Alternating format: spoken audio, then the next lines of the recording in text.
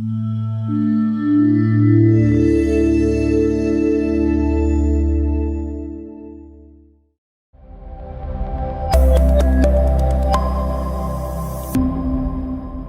মনে করি বাংলাদেশে আছে, অন্যান্য প্রতিষ্ঠানেও আছে, আমাদের কমিউনিটি সবচেয়ে বেশি নিরাপদ। আমাদের নারীদের জন্য আলাদা নামাজে পর্যন্ত ব্যবস্থা আমরা করছি।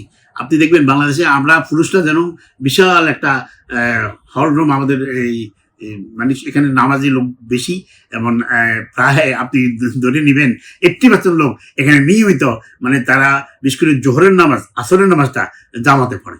এবং মহিলারাও যে আমাদের যে সংখ্যক মহিলা আছে তারা প্রত্যেকের জন্য আলাদা নামাজের ব্যবস্থা রয়েছে। এবং মহিলারা আমাদের জন্য এখানে মাতৃকালীন ছুটি থেকে আরম্ভ করি মানে অত্যন্ত নিরাপদ বলে তারা মনে করে আর কি। আমাদের এখানে ন্যাশনাল লাইফে সবচেয়ে বেশি মহিলারা তারা নিজেদেরকে নিজেরা নিরাপদ মনে করে।